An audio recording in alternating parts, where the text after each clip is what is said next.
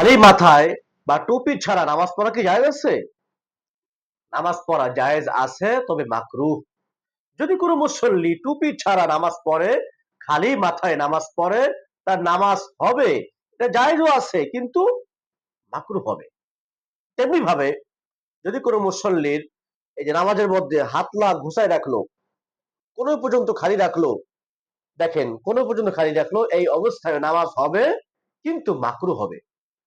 একটা বিষয়, প্রত্যেক জিনিসের একটা সৌন্দর্যতা আছে। তেমনি ভাবে নামাজের মধ্যে মুসল্লির সৌন্দর্য হলো টুপি মাথায় দেওয়া, সুন্দর পোশাক পরিধান করা।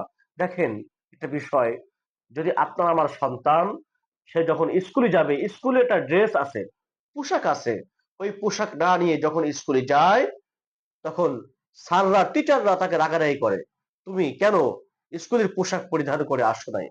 তেমনি ভাবে আপনাকে আমাকে খেয়াল রাখতে হবে নামাজের পোশাক ঠিক রাখা, টুপি ঠিক রাখা, টুপি কাছে রাখা। যদি আপনি আমি নবী করিম সাল্লাল্লাহু আলাইহি ওয়াসাল্লামের দেখানো বাতলানো তরিকায় নামাজ পড়ি, রাসূল খুশি হবেন, ফেরেশতারা দোয়া করবেন, আল্লাহ তাআলা ওই নামাজ কবুল করবেন ইনশাআল্লাহ।